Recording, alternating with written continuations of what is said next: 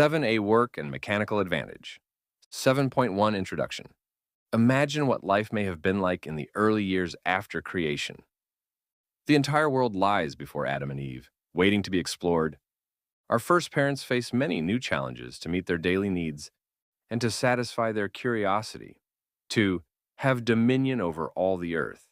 Genesis 1 to 26, they must do things that their bodies are not able to do or not able to do well. Out of a desire to explore a river that runs out of Eden, Genesis 2:10, Adam cuts down a tree and they shape it into a canoe. They soon discover that the canoe is difficult to steer, and no matter what they do, they cannot make it go upstream. But then Eve notices a group of ducks. They don't have any trouble getting around on the river, she says. The couple approaches the ducks and carefully observes their movements. Adam then picks one up and studies its webbed feet. Placing it back in the water, he notices that by repeatedly moving only one foot, the duck can steer. Eve later concludes that the large surface area of the webbed feet enables it to get traction in the water and move upstream. Within hours, the world's first canoe paddles are made. Like a duck's leg, they are thin at the top and broad at the bottom. And like a duck's leg, they make it possible to move through the water with ease. This piece of historical fiction describes the invention of a simple machine, and it highlights the importance of machines in obeying the creation mandate. Exercising good and wise dominion often requires more than the human body can do, and the need for machines has only increased because of the fall and the curse. For example, it is not just calm rivers that must be traveled, but also stormy oceans. Adam and Eve finished their work that day with a very simple machine, but we often need something far more complicated. Our little story also introduces an important fact. Some of our best machines are imitations of God's creation. From Genesis 1:26 to 28, we learn that humans declare God's glory by being like Him. He has made the world with His infinite intelligence and strength. We are to manage and nurture that world with our own limited intelligence. To enhance our work is to imitate His. God delights in using levers and strength. It should not surprise us, then, that one of the best ways of planes and wedges. So should we. 7.2 Calculating Mechanical Work. You probably associate work with heavy physical or mental labor. Mowing the grass is work. Shoveling snow is work. Solving math problems is work. However, scientists view work differently. Work involves the exchange of energy for some change in a physical system. In fact, work and energy are so closely related that they have the same unit, the joule J. The most familiar form of work is mechanical work. Mechanical work W occurs when a force acts on an object to move it in a direction parallel to the force vector. Two factors determine work: the application of a specific force and the occurrence of a displacement. The formula for mechanical work is W equals F times D, where W is the work done on a system in joules. F is the force applied to the system parallel to the system's displacement in newtons, and D is the displacement of the system in meters. Work is a scalar quantity. It can be positive, negative, or zero. In this discussion, we will consider only positive work. Positive mechanical work is done when the force acts on a system in the same direction as the system's motion. For example, if a student lifts a book vertically, his hand applies an upward force on the book, and it moves upward. A system gains energy when positive work is done on it. The book has more gravitational potential energy after it is raised. If either the force or displacement of an object is zero, or the force acts perpendicularly to the object's displacement, then no work is done by the force on the object. You can push and push against a wall, but as long as the wall remains stationary, D equals 0 meters, you have done no mechanical work. Similarly, a person inline skating along a level street has gravity acting on him the entire time. But gravity does no work on the skater because its force vector is perpendicular to his motion. 7.3 Using simple machines to solve problems. To provide a timepiece to the residents of London, Parliament ordered the construction of a huge clock tower. The great clock of Westminster strikes the hour with an accuracy of within 1 second. Then a clock's mechanism must do work on the hands, sometimes against the added force of snow accumulation or wind, all the while maintaining this accuracy. The clock, built in 1854, uses gears, wheels, pendulums, and weights to keep time on each of its four faces, each with a minute hand weighing 980 newtons, 220 pounds, and an hour hand weighing 2,940 newtons, 660 pounds. The clock's mechanism uses a falling weight to provide the potential energy to power the clock. The great clock houses a 13.8-ton bell known as Big Ben, which sounds on the hour. 7.4 power. What is the practical difference between a motorbike with a 49 cubic centimeter engine and a motorcycle with a 1,200 cubic centimeter engine? The larger engine can deliver a lot more force to move its vehicle than the smaller engine.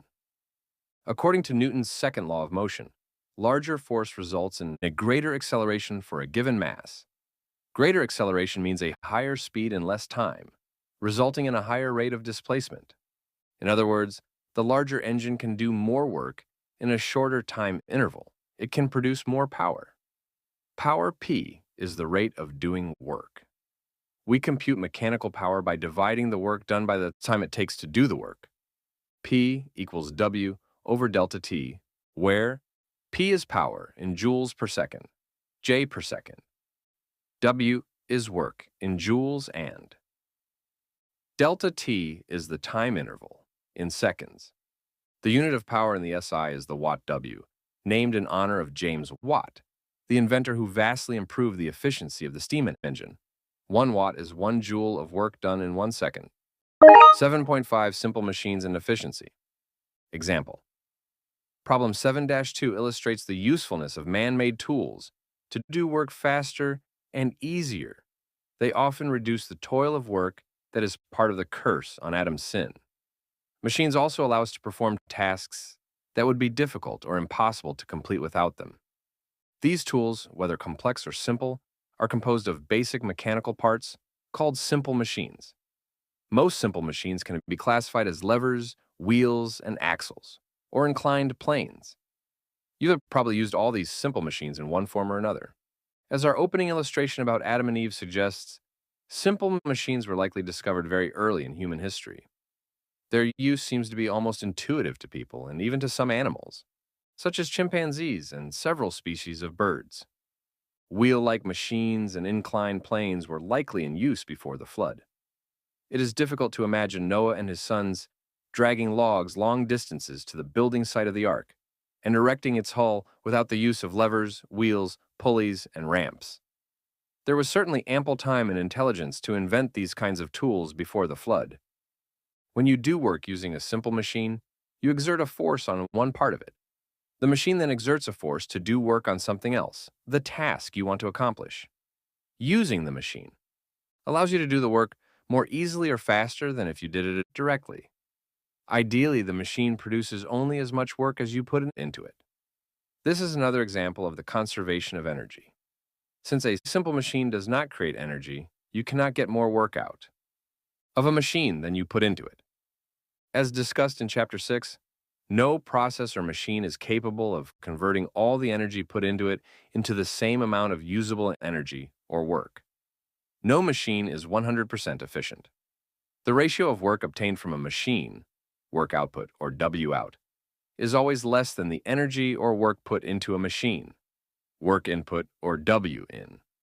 A machine's efficiency is calculated by dividing the work output by the work input.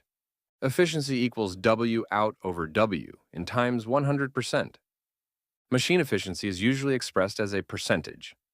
The lost energy or work is expended overcoming friction or is released in unusable forms of energy, such as thermal, radiant, or acoustic energy. However, the total energy or work produced by a simple machine is always equal to the energy or work put into the machine. 7.6 Mechanical advantage and the distance principle. Most machines are designed to make work easier by reducing the force needed to do a given amount of mechanical work.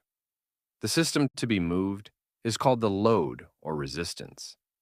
The least amount of force that a simple machine needs to exert on the load to begin moving it equals the force that the load exerts on the machine. We will call this the resistance force F. The force actually exerted on the simple machine is called the effort force FC, or simply the effort. To illustrate these relationships, consider lifting a 3,300 newtons, 740 pounds, grand piano 2 meters vertically to a stage. This task requires 6,600 joules of work, 3,300 N times 2 meters. Since you can't lift the piano unassisted, you must resort to a machine. Let's say you decide to use a block and tackle system of 6 pulleys and connecting rope. See Section 7C. You exert an effort of only 550 newtons, 123 pounds, on the end of the rope, and the piano rises slowly and smoothly to the stage height. The block and tackle gives you a mechanical advantage, MA, when doing work. One way to calculate MA is to compare the force needed to directly do the work to the force applied when using a machine. The MA of the block and tackle system is MA shear's weight, FR, over effort, FE, shear 3,300 newtons over 500 newtons. MA equals 6. In other words, your effort force is 6 times as effective in moving the load's weight when using the block and tackle. The MA of most machines is greater than 1, meaning that machines reduce the effort you must exert to do a given amount of work. It is important to understand that the piano example is idealized. We're assuming that the block and tackle is 100% efficient. In reality, friction and other factors sap energy in the process of using a machine, so that no simple machine is 100% efficient. When calculating MA by using actual effort and resistance forces, you obtain the actual mechanical advantage, AMA. For simplicity, we will ignore the effects of friction. In this textbook, you will normally compute the ideal mechanical advantage, IMA. It's important to keep this distinction in mind. But wait, work input must equal work output, because energy must be conserved. In our example, you need to do 6,600 joules of work on the piano. The 3,300 N piano moves only 2 meters, but you find that you had to pull 12 meters of rope through the block and tackle system while exerting 550 newtons of effort. Work input equals work output. 12 meters times 550 newtons equals 2 meters times 3,300 newtons. 6,600 newton meters equals 6,600 newton meters. To conserve work and energy, simple machines compensate for a smaller effort force by exerting that force over a longer distance. This property is called the distance principle. Another way to compute the IMA of a simple machine is to divide the displacement of the effort by the displacement of the resistance. IMA equals D effort over D resistance equals 12 meters over 2 meters. IMA equals 6. For this pulley system, the distance over which you exert effort is 6 times as great as the distance the piano moves.